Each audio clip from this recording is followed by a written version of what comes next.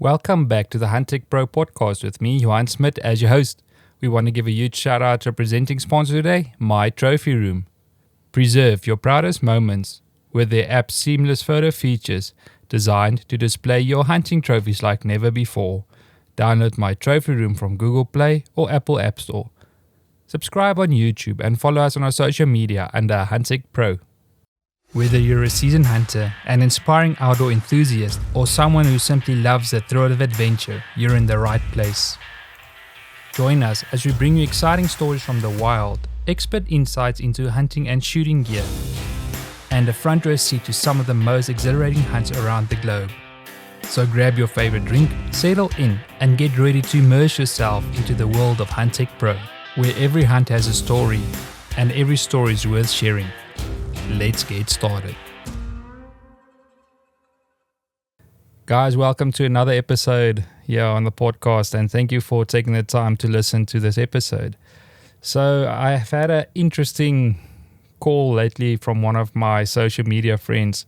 Mark Cascio from True Country Outdoors asked me if we can do a podcast, and I think it will be a great episode actually, where we're going to cover not only his life but also hunting turkeys and his background and all of that. Mark, thank you for joining me on today's podcast, man. Thank you for having me, man. It's an honor. Been looking forward to it. It's great that we can start another new podcast, new genre we can talk about. And I think it's going to be a great episode, especially for guys that want more information about hunting turkeys. And I know we've exchanged so much text back and forth, and you thought it also would be a great episode to chat about this. But tell me, where did your passion for hunting and for hunting turkeys start? Been hunting since I've been 8 years old, but I started out hunting squirrel and rabbit, and with my big brother, and from there, by the time he took me deer hunt for the first time when I was 9. Just sitting out there watching the sun come up, all that just took natural. I mean, I was hooked. I hadn't even seen my first whitetail deer yet. So I thought that was, pretty cool. Well, still the following spring, turkey season comes around. He takes me turkey hunting, and the first morning and the first gobble I ever heard, and I went, oh, this is going to be a wild ride. And it was just intense, and being 10 years old and my brother being 10 years older than me, so he was 20, he was constantly telling me, don't move. You can't move. Turkeys can see better than deer. And I think it's just when I realized the challenge in it. You need to be in the woods, well before first daylight, hearing the birds gobble on the roost, hearing tree yelps, and hearing the turkey. It's like nature's alarm clock is one way to sum it up. It's like when them birds are sounding off, all the other animals are like, okay, it's time to get up or time to go to bed, depending if they're nocturnal or daytime moving critters. Statement holds. You either love turkey hunting or you hate it. And you learn it real quick when you go. There's no, I'm just going to hunt, go at it halfway. You're going to be all in or nothing. So when I was started working on my calling the following year, did not kill my first turkey till I was 15. So I didn't want to mess up any hunts with my brother. So for 5 years, I went and I took a recorder and I just lay it down, and I'd let go back home and I'd listen to every hunt through the tape recorder, and I would start learning the sounds and hen, gobbler, jakes, which is a young gobbler, young tom, and then I said for 5 years I just kind of kept myself off away purposely. That's just how serious I took it from the start, and been doing it for 30 years, man, and just something I really have a very strong passion for. Now, it's really interesting to hear how you started out with, recording the sounds they make. What tips do you have for beginners starting out to listen to, and what are the signs they must look for in the wild when hunting turkeys? When it comes to the calling, you've got the mouth call, which is technically called a diaphragm call. You've got a slate call with the striker sticks and a box. There's a lot of options. Your easiest one, if you got a lot of patience, if you don't have a lot of patience, the easiest way to learn is to get a slate or box. And I recommend doing what I did. Have your phone, of course. Back then, when I was doing, there was no smartphone, so I was having to use a hand, tape recorder. Just go out in the woods, get out there early, going in learning. If you don't have nobody going with you, that's really a key thing. Is you need to be able to record what the turkeys are doing, and go home, listen, and take the slate call and distinguish between the yelps, clucks, cuts, purrs, of course, the gobbles. When a young tom, called a jay, it's almost comical to hear them gobble, because they're not fully developed. So when they don't have that gobble fully developed, so it'll be really broken up. Now you get 2-3-year-old nut bird, it's very distinct, and so what I suggest is get a mouth call, get a slate, and just put the work in, and just worry about the basics. You can cut, cluck, yelp, and purr. That's really the only 4 calls that you need to have a successful hunt.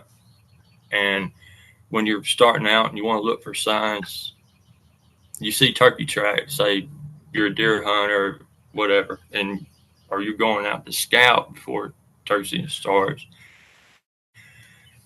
and you're wanting to locate where the birds are at, because birds transition from where they're at, like during the fall and winter months.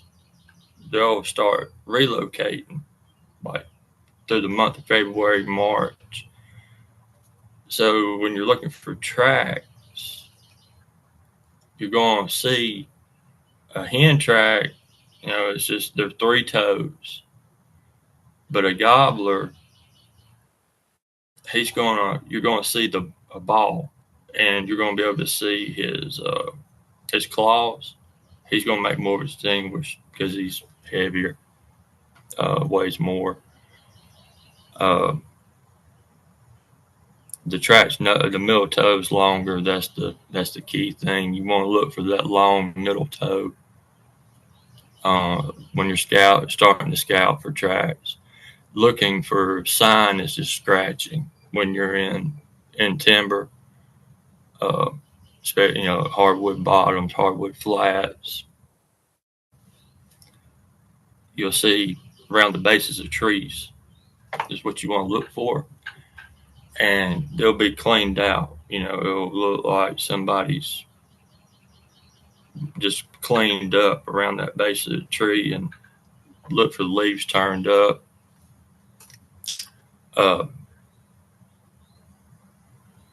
If you see a lot of large bird droppings, turkey droppings, or it's just like seeing any other bird dropping, except it's a lot bigger. 4 times the size. And look for, you want to look for that around the base of a tree. If you start seeing, if you can find the feathers, looking for turkey feathers, their tracks, then once you locate that, and you locate a food source, natural food source, water is, by a creek, pond, lake, they're going to roost right there at their food source, usually like right on top of it. And they love bugs, so pasture land and hardwood bottoms, I mean, they eat acorns. They love millet, which is just a type of a grain. It's just a matter of going in, and if you're a deer hunter, it's going to make it easier to transition into turkey, because your mind's already, you're knowing what you're looking for. Like you go in, look for whitetail tracks, and it's about pretty much the same. You look for that sign, and when you locate you start seeing the sign, or start seeing the birds, then just pay attention to how the birds are moving. Pay attention to the direction the tracks are going in. That's going to help you locate a roost tree. See what direction the tracks are going. If they're going away from you, or where they're leading to, they're going to lead you to a food source, a water source. And from there, you just want to get in there early and not run in right there where they're at, but stay back and let them start waking up.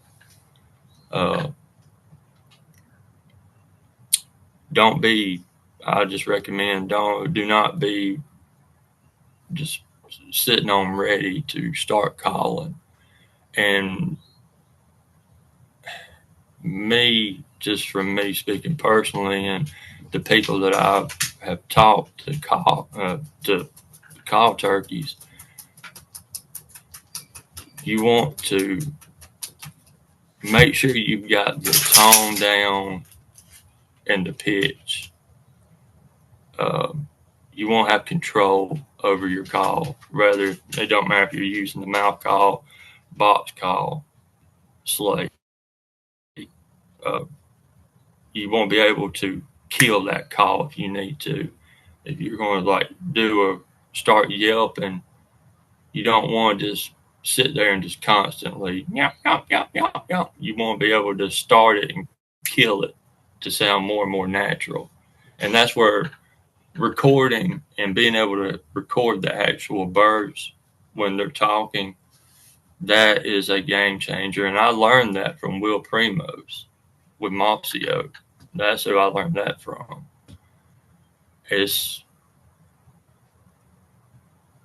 You don't want to get in your head with it too much, and you want to practice as much as possible.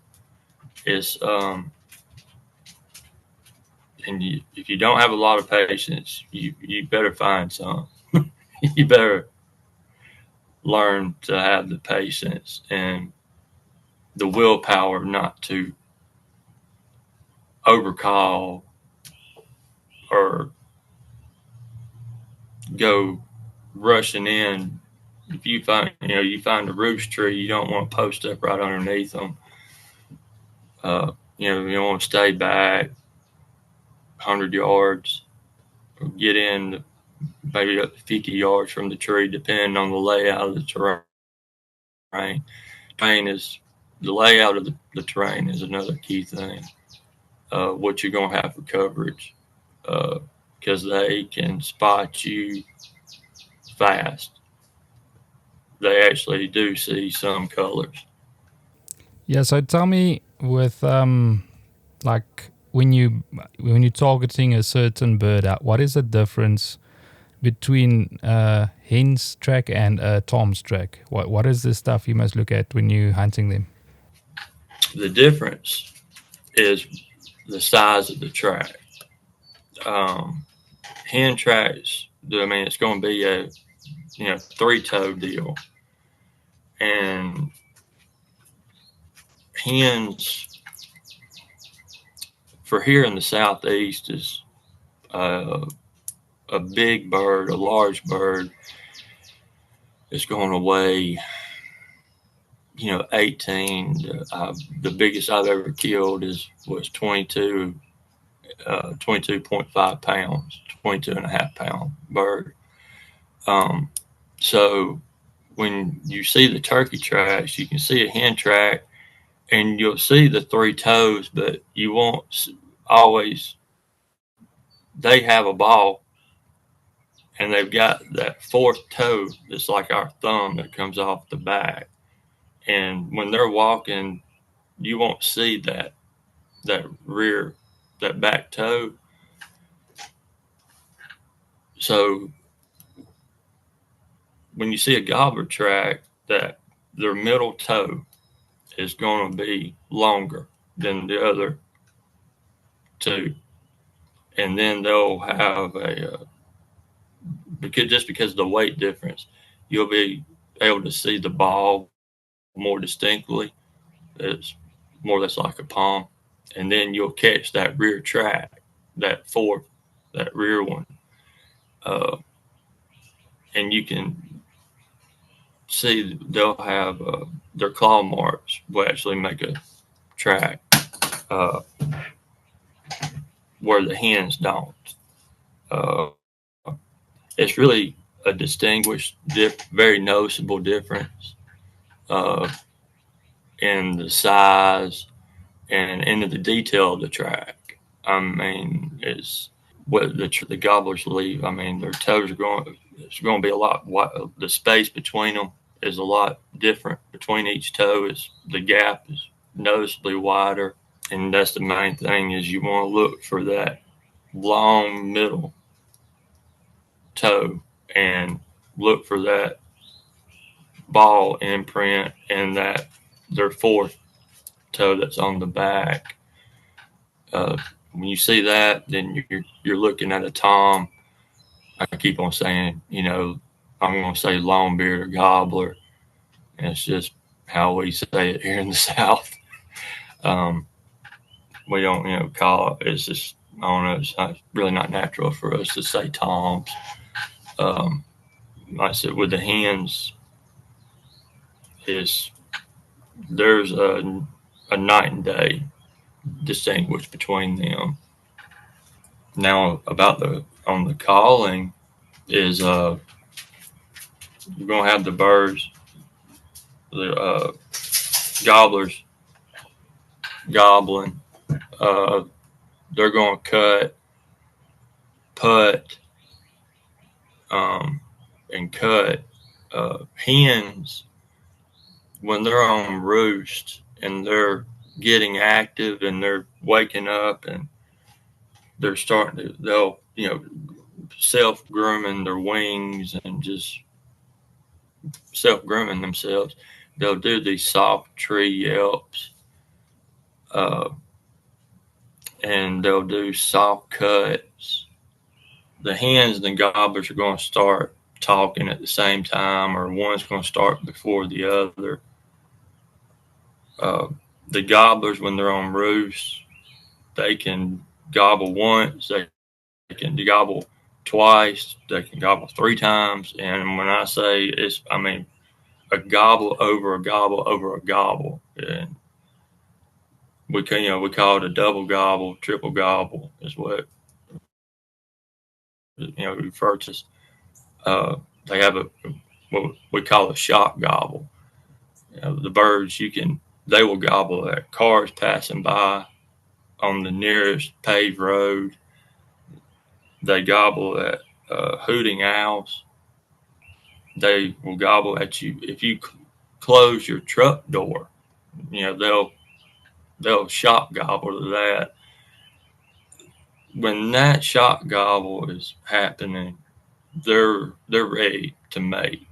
The gobblers are in their prime, and the chase is on because they're going to really be going after them hens.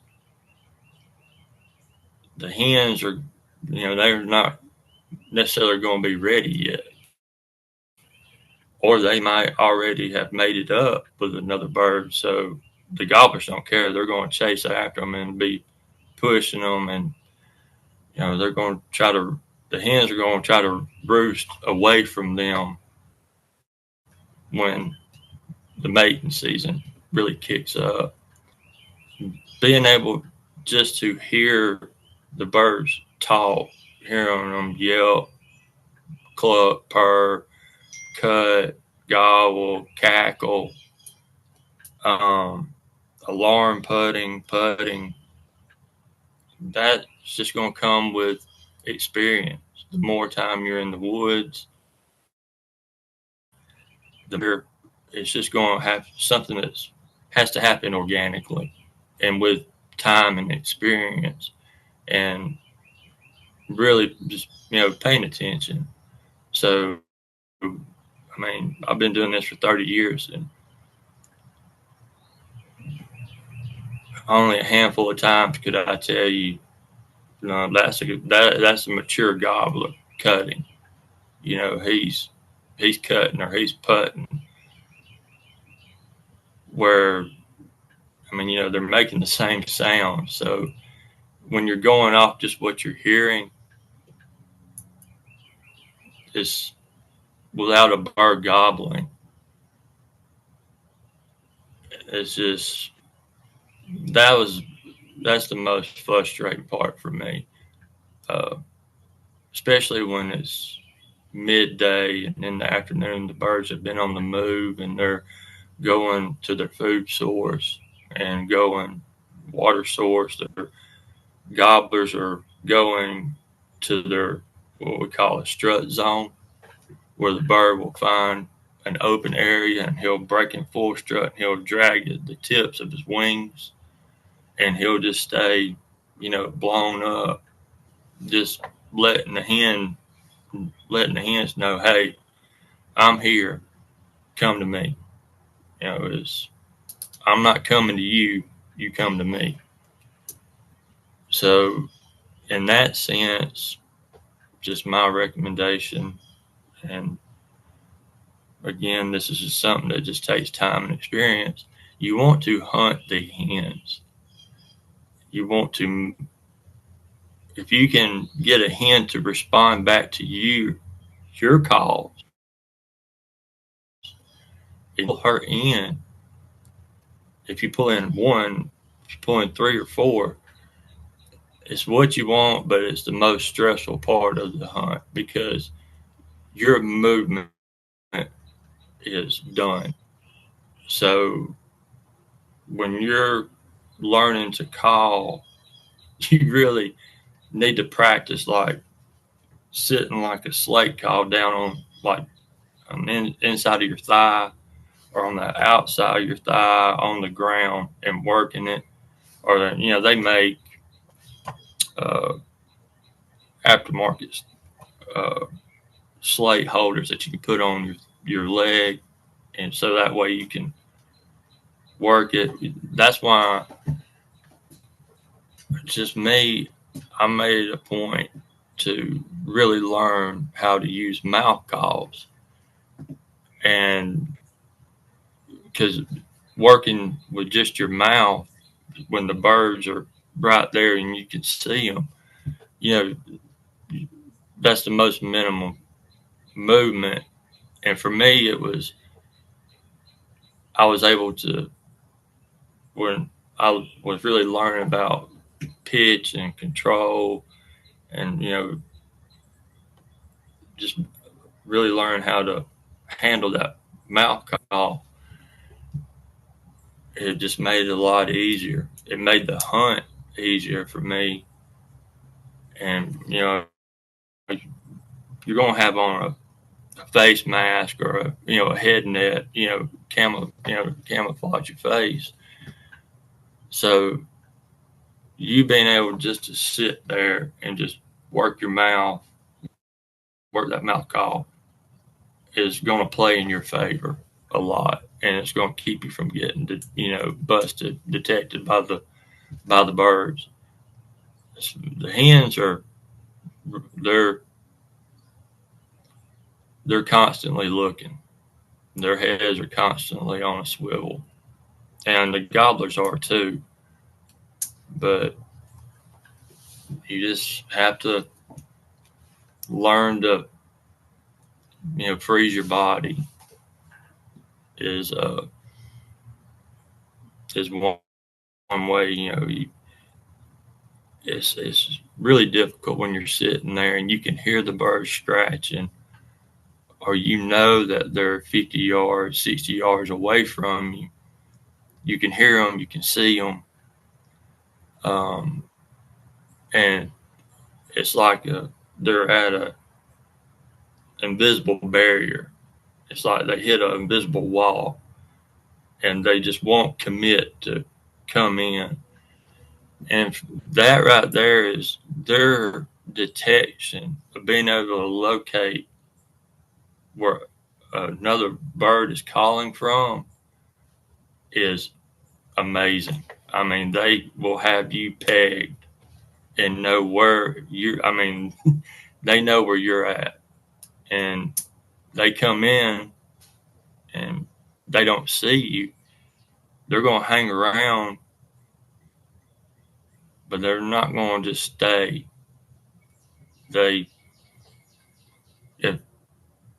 If you're set up right and you're at a food source, then they're going to hang around, and you're just going to have to sit there, and wait for that gobbler to come in. So tell me, what what natural food sources do turkeys eat? Because you've explained now how they would react and stuff like that, but how do you go to see, okay, I have to sit around this area to know they're gonna feed here? For here, and I'm only able to vouch for the Southeast. I mean, I've hunted the whole state of Alabama. I've hunted in the Mississippi Delta a few times, and I've hunted in Texas. So, here in the South, with us having, acorns, having the hardwood bottoms, hardwood flats, they're going to go for the acorns because it's spring and acorns are coming alive. They're not dropping necessarily, but they going to scratch because of the acorns that had fallen, that previous fall and winter. You've got grubs, all kind of bugs, and that's what they eat: grubs, worms, bugs. They'll eat certain type of clover. They'll eat millet, which is just it's a grain. Millet's not, at least around here, it's not a natural food source. They'll go into where there's like rye or wheat fields, and they're in there to eat the bugs and all the other insects that are, feeding off the blades of grass. And in rare cases, and I've seen this once in my life, and it was a shock. I called up a bird for a guy, and we were cleaning it, and he had a 2-foot chicken snake that he had eaten in the pasture, and I've seen them stomp and what we call flogging. They'll they're coming down with their feet, and I've seen them stomp on snakes. They'll just go into a frantic. The snake strikes at them, and they'll jump up and down on it. But their main food source is, I said, it's insects, and with that, they're gonna, just naturally consume clover, rye, wheat. That's just naturally, growing out in the pastures, out in the fields, or even you got food plots where you're hunting, like we all do here. They're going to come to them food plots as a main food source, and for water, they're going to go to stay close to a creek, lake, any kind of natural foods, water. That's somewhere that's just a key thing. Is one of the key things is you want to know what the closest water source is. The food it's important, and you want to get set up where the food source is. And like I said, if you're hunting a pasture land, if where you're hunting at has food plots, then that's where you're going to want to go, in my opinion, and where I've had most of my success. And it's not necessarily setting up like on top of that food source. I mean, I've been 200, 300 yards from that food source and have caught them either coming from it or going to it, and just not been set up right there while they're feeding. And one reason for that is when you locate a food source, if it's a food plot, it's got you got rye, clover, soybean, millet. If you got millet growing, if there's a cornfield, they're going to scratch through and eat the, kernels of corn that have fell. That's just too many eyes on you, and your chances of getting seen, getting busted, or really the odds are against you on that. You're gonna get caught, and once they see you, they're going run.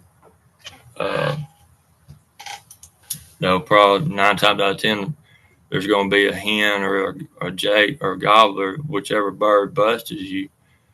They're going to do an alarm putt. So if you're sitting there in a food plot and they're feeding off the insects, that bird sees you and hits the alarm putt. The others don't. They're not even going to look. They're just going to go. So that's why I was saying about like not setting up directly on top of the food source. Just kind of like setting up away from it,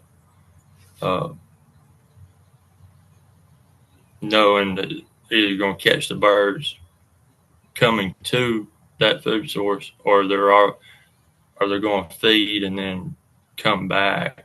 The ideal setup would be if you can set up where there's a pasture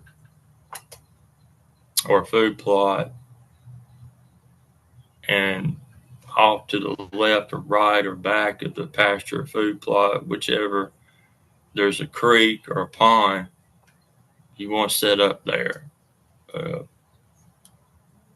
because that's their water source, and they're going to eat and they're going to need to drink water.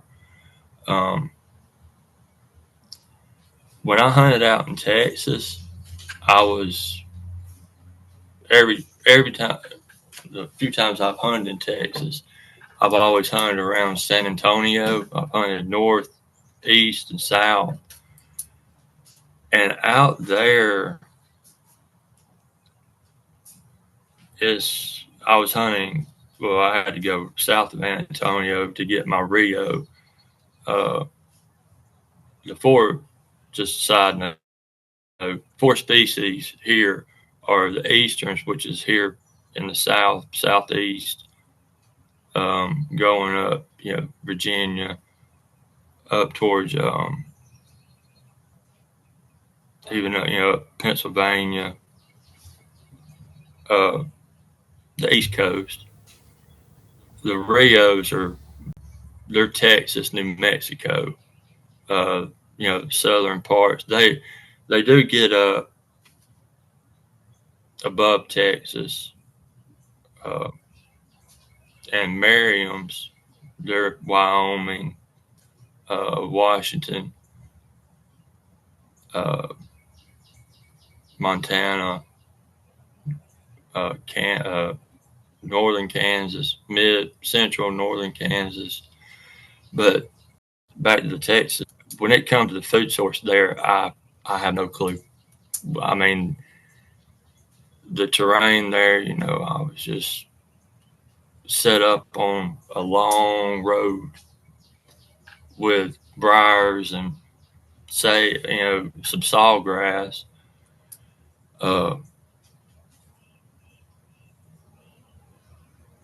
And there was a pasture that was off.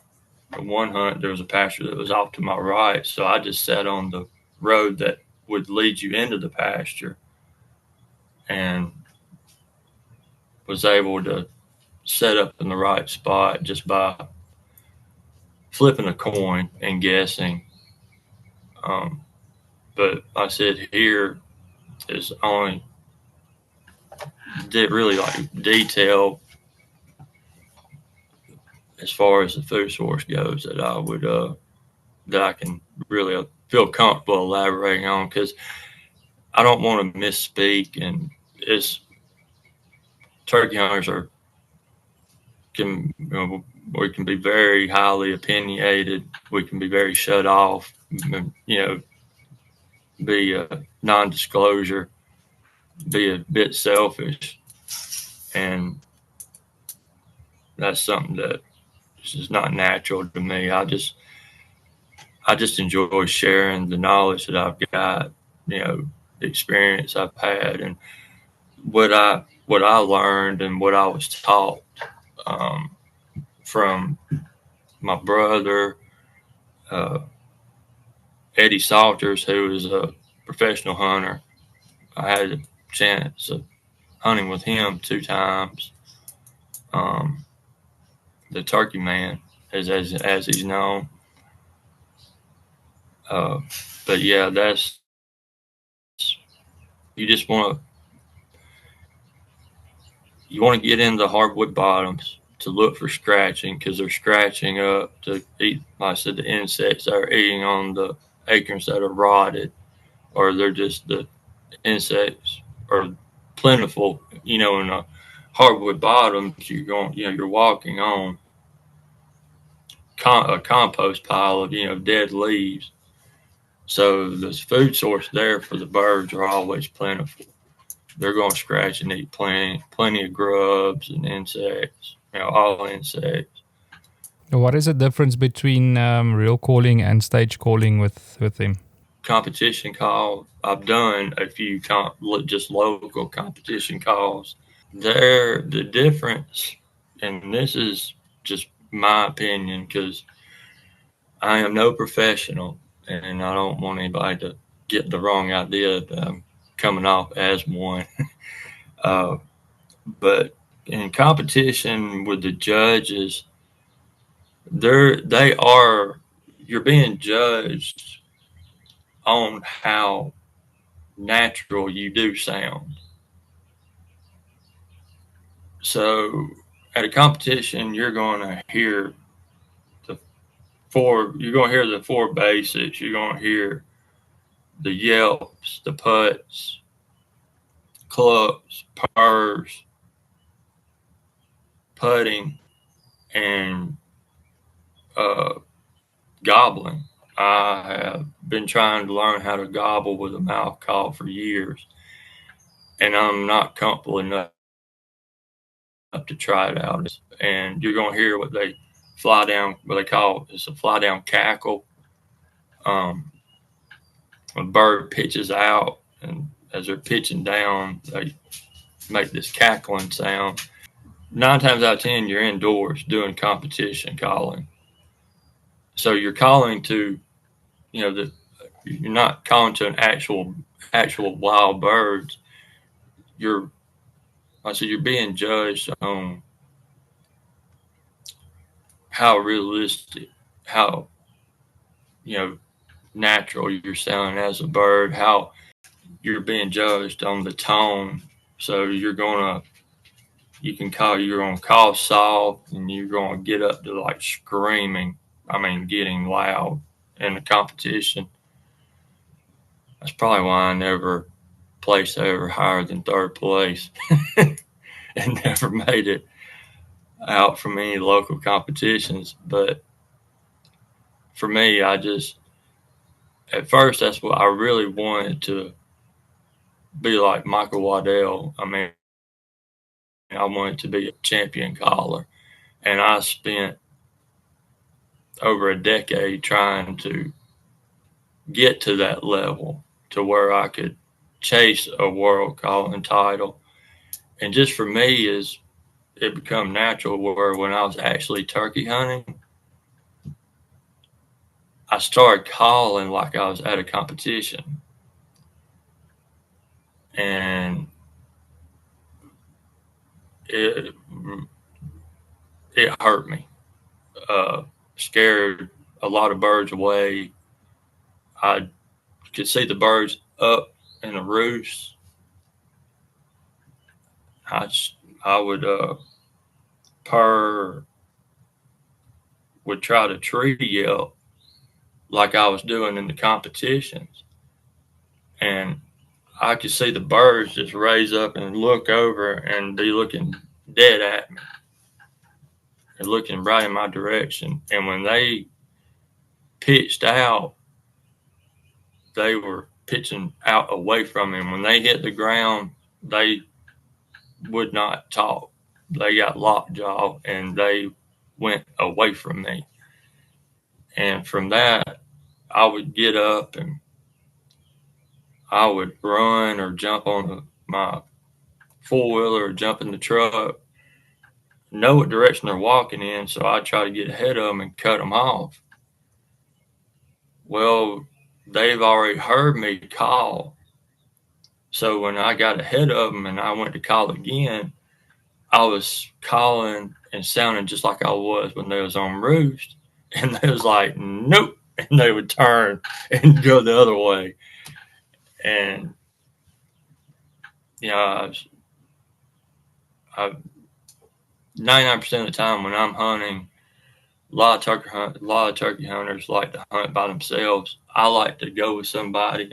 Especially my brother's always with me. And my brother was like, I'm going to take away your calling privileges. He said, because you are messing us up, man. He said, you need to chill out. And he said, you're not at a competition. And one of the reasons why is I got infatuated with doing what's called a fight purr at the competition, where I'd take 2 of my mouth calls and I'd put one of the mouth calls, just keep it in my cheek, and I'd start yelping. And it's a real aggressive yelp, but you're adding in purrs and cuts. So it's taking in a deep breath and you're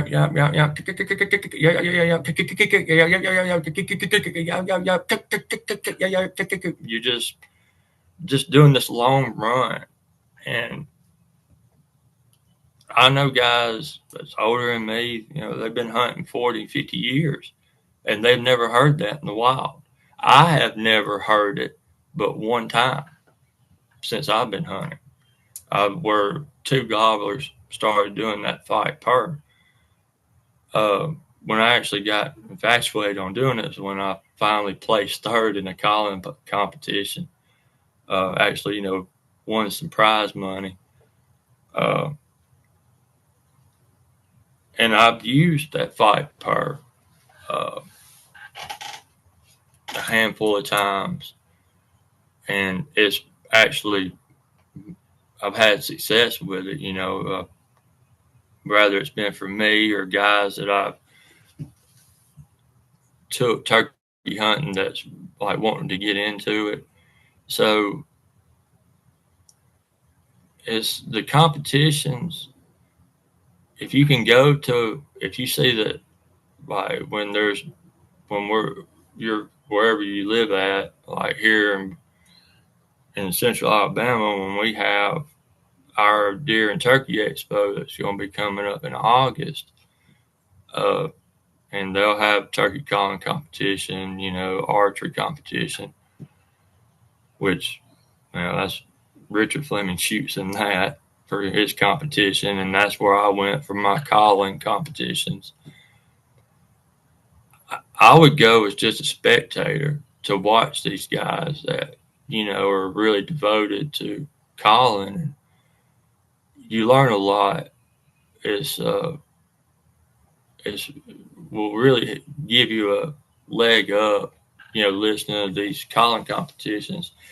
And people that I've taught several people over the years how to turkey call, and I always tell them, listen to what I'm doing, but don't do exactly what I'm doing. Listen to me, try and match what I'm doing, but you need to make it your own. Turn what I'm doing and change it up. The what I call when I do a calling run, just kind of put your own signature on it. And the reason saying that, and what I mean by that is, when I'm working with somebody, so you hear how I'm calling, well then apply that mentally to what you've heard in the woods, what you actually heard the birds doing, and just combine them two and make your own runs up. Just find something that where you just feel it, where you like, all right, I own this. I'm doing this. This is sounding right to me, and especially when you go out and have success doing it, then you have success doing it, then own it, and you're going to tweak it.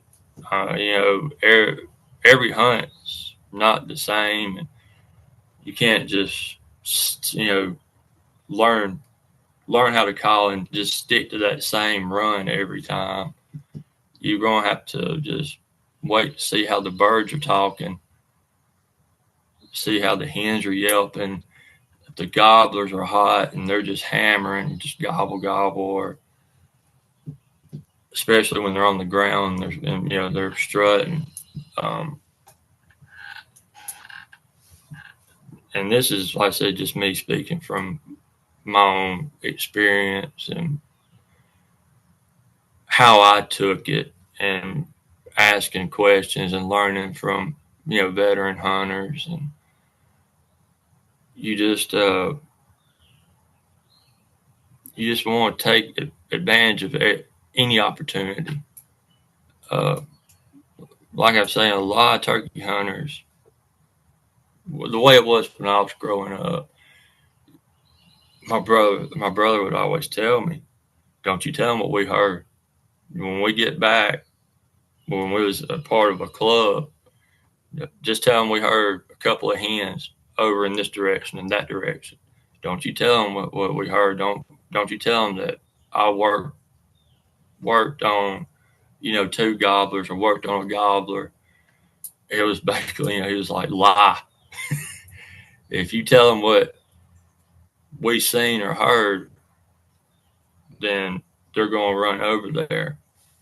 And that happened to me a few times when I was a part of a hunting club.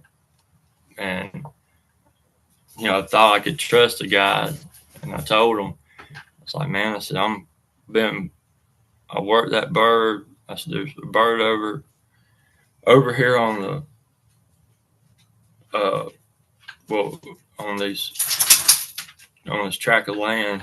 I told him, he knew where I was at. I said, I worked that bird for 2 days last week.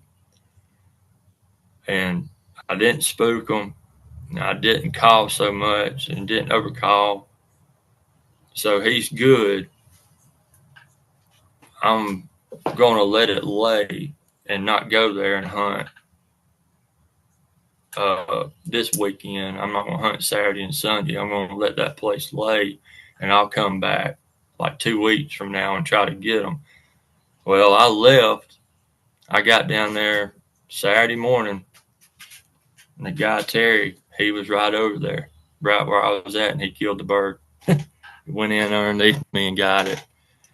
And I don't see that as much these days, and it's probably because I'm not a part of a large hunting club with 20, 15, 20 guys.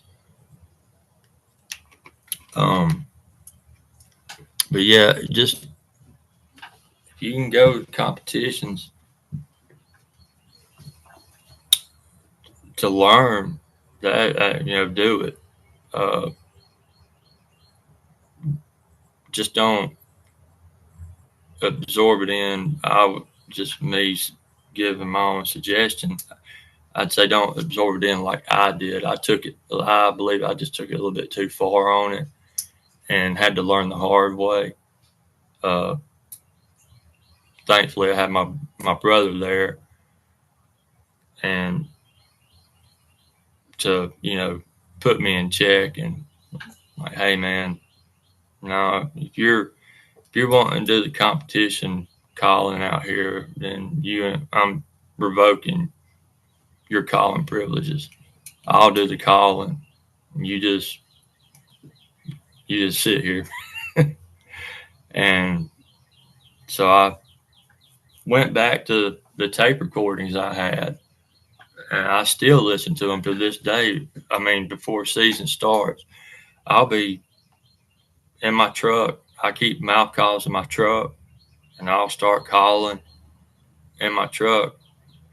That's pretty funny when you're driving and you get to a red light, the car pulls up next to you, and you're over there yop, yop, yop, making all these turkey sounds, and you look over and there's a suburban person that lives in the city is like just staring at you like, what is he doing?